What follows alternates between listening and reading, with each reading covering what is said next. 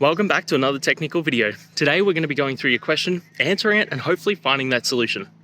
Guys, remember to stay just a little bit crazy like me, and hopefully you get to that resolution. Now, let's continue on to the video.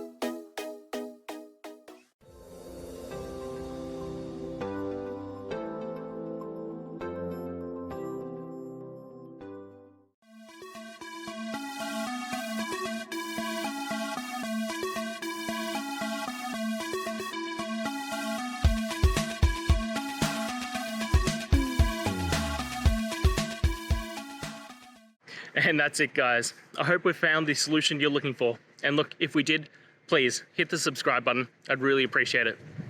And until the next time you need technical help, I hope you have a good one.